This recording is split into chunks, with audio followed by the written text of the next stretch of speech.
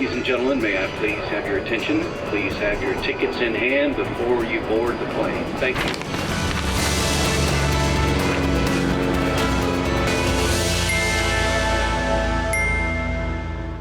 Hello and welcome. I'm Johan Castell and you're watching Wings. Today we share our experiences while exploring Ranthambore Fort, one of the largest in Rajasthan. We tell you about the Pushkar Camel Fair and why photographers flock there. Bali is developing quickly, but local residents fear that tourism can affect the environment. We cover the celebrations for the 35th anniversary of the fall of the wall in Berlin and how skippers set sail from France for an epic round-the-world race. Let's start. We recently visited Ranthambore National Park, one of the largest natural habitats for the big cats in India. Let us tell you how this forest comes alive with the presence of wildlife.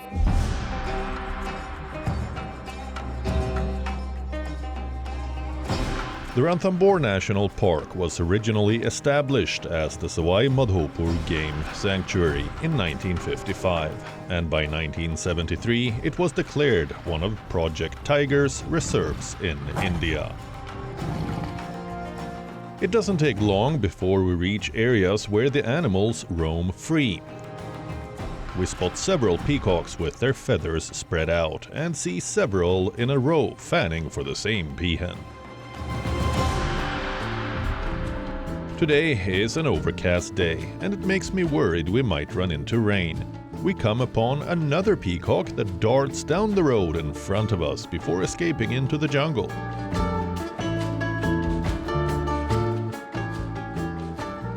After roaming around for a while, we briefly spotted a giant lizard and many spotted deers.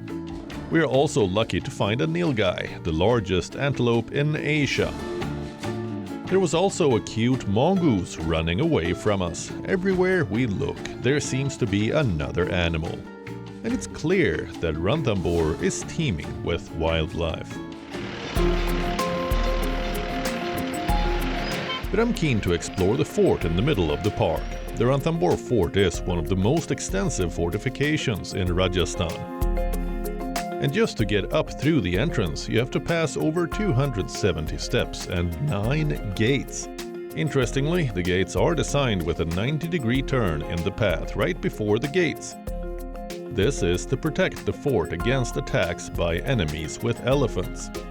The fort is popular with local residents, and it is very crowded, with thousands of people flocking here for a day out. After a long walk up the hill, I finally make my way inside the Ranthambore Fort walls. After entering one gate, we reach a confusing area with doors leading in 5 different directions. This could be an intentional design to confuse enemies. This fort commands a strategic location, some 700 feet above the surrounding plain. Since 2013, it has been a UNESCO World Heritage Site, along with 5 other hill forts in Rajasthan. From the top, you get a magnificent view of the surrounding landscape, and although it was a bit of a climb to reach the top, it was well worth it. Ranthambore Fort is also exceptional spiritually, as it is home to 3 Hindu temples and a Jain temple. The Lord Ganesh temple within the fort premises is said to be among the oldest in the country, and possesses a statue of Lord Ganesha along with his family members. I'm told Wednesday is an excellent day to visit this temple, and a large crowd of people are here to worship Lord Ganesha. Many shopkeepers sell sweets to cater to the pilgrims. The Ranthambore Fort has changed hands many times since it was constructed over 1,000 years ago. The fort once had many buildings inside, spread over an area of nearly 4 square kilometers. At the same time, only a few of them have survived into modern times. After a sojourn to the Ranthambore Fort in the heart of the park, we returned to the Earth at Ranthambore for dinner with local musicians who entertain guests into the night. The delectable food served to the tune of traditional Rajasthani music, song and dance makes for a great way to end the day. Music performances and a cultural evening are set up outside. Here you can buy souvenirs for your loved ones or learn how to make bangles and pottery from local artisans. This is what Ranthambore is all about, celebrating nature, tradition and the simple joys of life. The Pushkar Camel Fair recently took place in Rajasthan. The vibrant event draws photographers from around the world to the quaint, sacred town in central Rajasthan for a few days of fun events and spectacular visuals of camel herders.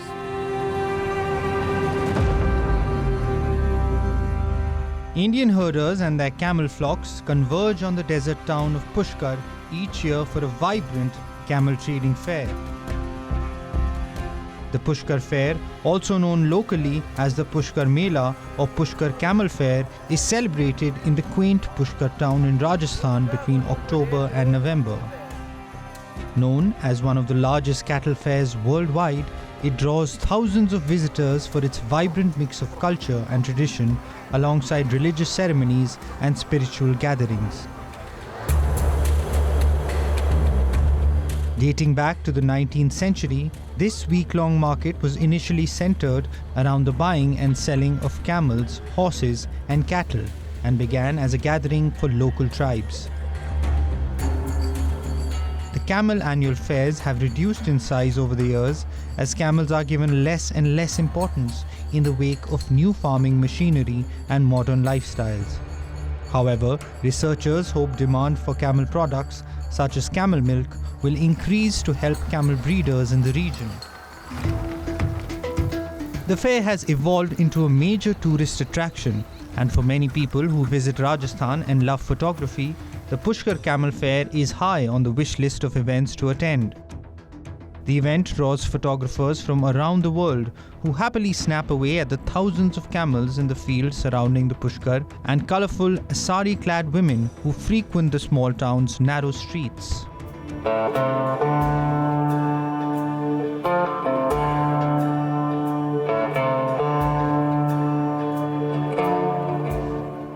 The town of Pushkar is tiny and one can easily walk around everywhere in half a day.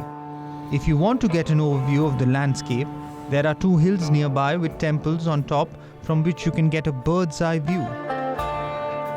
Highlights include unique competitions such as the Matka Ford, the longest moustache and a bridal competition, each adding to the fair's lively atmosphere.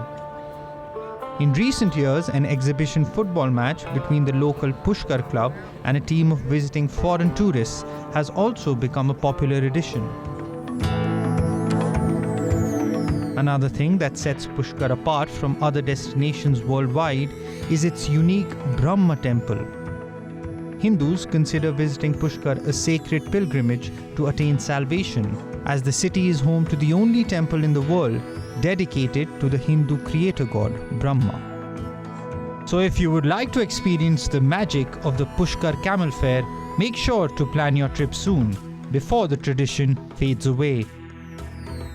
The streets of Berlin were alive with excitement as the city marked a momentous occasion, the anniversary of the fall of the Berlin Wall. The celebrations attract thousands of locals and tourists annually. This year's festivities were enormous as 2024 marked the 35th anniversary of the fall of the wall.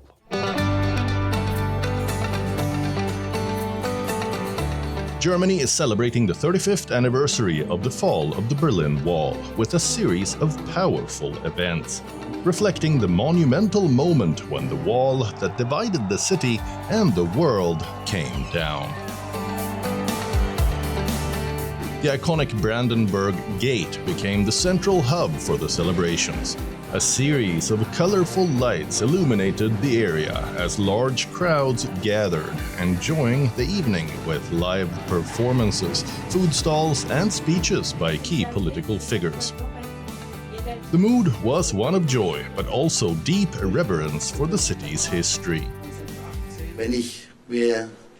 When I recall the images in my head, the mood I wish that despite all the problems, despite all the worries, despite all the challenges we are currently facing, that there is this shared mood that we had in our country back in '89 would return optimism, confidence and cohesion. That's what November '89 was all about.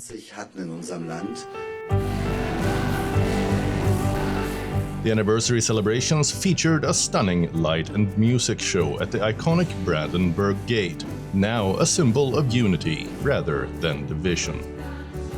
The event, themed Preserve Freedom, coincides with ongoing global tensions such as the conflicts in Gaza and Ukraine and the growing concern over democracy's fragility worldwide.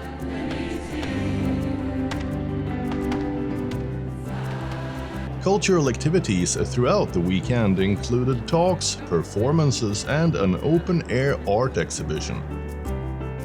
In the heart of Berlin, a vibrant art installation featuring works by local artists spanned 4 kilometers, where the wall once stood. These powerful visuals, bearing messages of freedom and unity, commemorate the historic moment when the wall, erected in 1961 to separate East and West Berlin, was finally dismantled. Although most of the Berlin Wall has been demolished, fragments remain as a poignant reminder, attracting visitors from across the globe. The anniversary celebrations brought new meaning to these remnants as the city reflected on how far it has come since that fateful night in 1989. I was traveling in the car to my girlfriend's house and couldn't believe it. And immediately a lot of Trabants came towards me and everything was joy.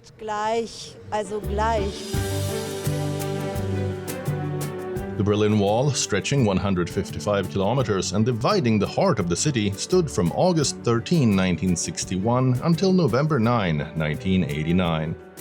Its primary purpose was to stop citizens from fleeing East Berlin to the west. When the wall finally fell in 1989, it marked the collapse of the regime that had used it to maintain control over East Germany. As Berlin celebrated its newfound unity, it reminded the world that the fight for democracy and freedom is ongoing.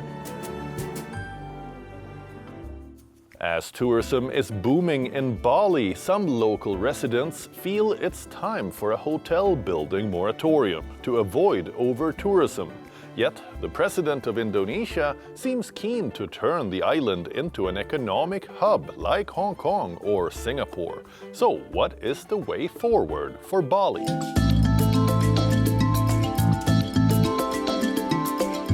On Bali, Indonesia's resort island lined with beaches, local residents are increasingly voicing frustration over mass tourism, their primary economic driver. Hoping that a proposed freeze on hotel construction might bring back some tranquility. Like those in tourism-heavy European spots such as Barcelona, Palma de Mallorca and Venice, many Balinese residents yearn for the calmer days of the past. To address these concerns, Indonesian authorities have proposed a 2-year moratorium on new hotels, villas and nightclubs. However, the plan awaits final approval from the new administration. Bali's unique cultures as well as its serene and beautiful nature must be protected because these two are the only things we have. So we need to do further studies. For example, where are the areas where we should impose the moratorium, or whether it should be all over Bali, or what kind of facilities will be subject to the moratorium. Before foreign surfers began frequenting its waves, the southern village of Canggu was a beautiful seaside settlement dotted with rice paddies. Today, it's filled with hotels and accommodations, with its streets packed with vehicles. Bali's lush rainforests, paddy fields, and world-famous beaches have made it a top destination, accommodating both luxury seekers and backpackers. Hey, they're building villas, they're building hotels, they're building shops. So they're looking at, okay, It's a destination where I can make money, which is not supposed to be. Bali is not not used to be. Bali is supposed to be, people come here for nature, people come here for people come here for culture, which is we're losing right now, which is becoming a different kind of tourist coming into Bali right now. When tourism numbers fell during the COVID-19 pandemic, authorities introduced digital nomad and investor visas to encourage foreign visits. Bali has seen a strong rebound, welcoming nearly 3 million tourists in the first half of the year, mainly from Australia, China, and India. In 2022, average visitor spending rose to $1,625 per trip, up from $1,145 in 2019, according to official statistics. Whether Indonesia's new president, Prabowo Subianto, will support a cap on tourism-related development is uncertain. Prabowo recently pledged a second international airport to elevate Bali to a commercial hub on par with Singapore. While plastic waste increasingly clutters formerly pristine beaches, and groundwater overuse has led to over half of Bali's rivers drying up, overdevelopment has also impacted the island's UNESCO-listed irrigation system for feeding rice paddies. Local unease has been fueled by viral footage showing limestone cliff excavations for construction in southern Bali, where large chunks have fallen into the sea. When we visit other countries, we respect their local cultures. So when you come here, do the same. We expect you to do the same. When you come to our home, you can enjoy our nature, you can enjoy our culture, but be respectful. Irresponsible tourist behavior has also offended, especially when visitors pose inappropriately at sacred sites. Jakarta officials claim the construction freeze is meant to balance tourism's economic benefits with environmental preservation. It's a race where survival is as important as speed, and the ocean is both the ultimate adversary and an ally. 40 sailors have set sail from France on one of the world's most challenging maritime feats, the Vendée Globe. Here's a closer look at what lies ahead for these fearless competitors. The Vendée Globe Yacht Race 2024 has begun in full swing as 40 skippers embarked on the ultimate solo, non-stop circumnavigation of the globe. With a course spanning more than 24,000 nautical miles, this prestigious race is renowned for testing the limits of endurance, skill, and mental toughness. Yannick Verstappen, who triumphed in the last edition of the race, is among the seasoned competitors. The 51-year-old Frenchman completed the 2020-2021 Vendée Globe in 80 days, 3 hours and 44 minutes. Trying to do the same thing, winning the Vendée Globe as in 2021 would be nice. What motivates me above all is the great adventure that we are going to tell and share. And doing a solo circumnavigation of the globe, that's already something. So what motivates me is finishing it. It's a bit of a strange moment, but it's quite a joyful one because we worked hard to be here, and it's a great achievement to be here on the day of the start. And at the same time, our hearts are inevitably a bit overwhelmed by all the emotions, by all the goodbyes. You really feel like you're at the foot of a mountain, but a mountain you've chosen.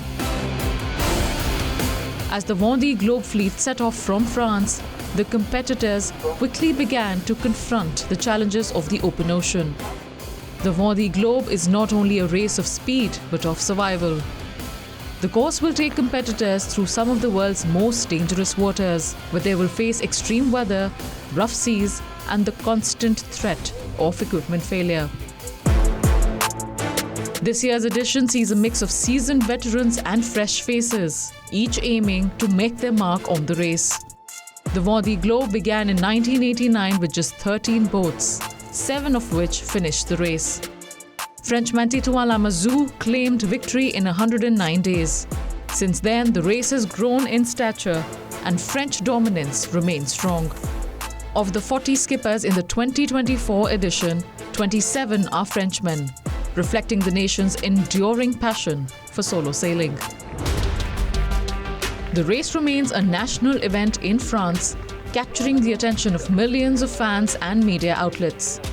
As the skippers set off for their 3-month voyage, the excitement is palpable, especially after the race's previous edition was held during the COVID-19 lockdown, with empty quaysides and few spectators.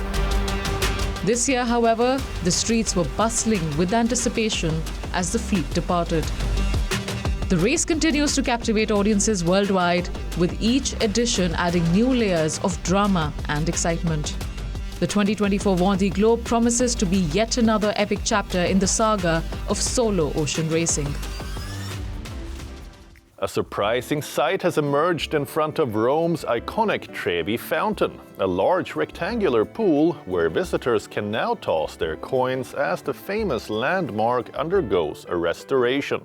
This unexpected change has sparked mixed reactions from tourists. Here's a look at the new setup.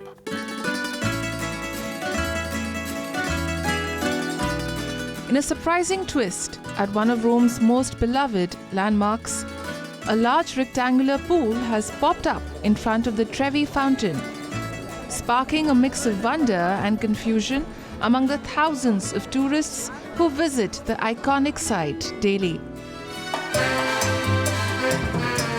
The Trevi Fountain, a symbol of Rome and one of the world's most famous tourist attractions, is currently undergoing a significant restoration.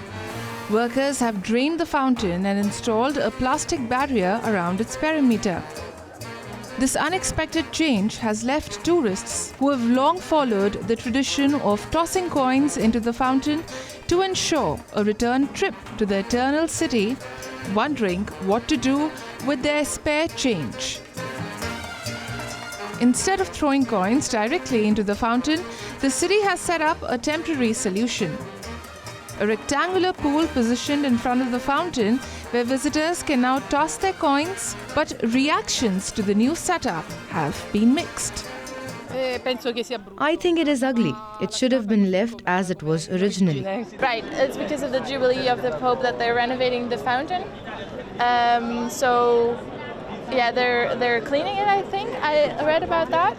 And now they still have that little space so tourists can still do that, I believe. That's what I know. I don't even have cash on me. But I do think it's a very sweet gesture that people can still do that, and they're actually just tossing it over.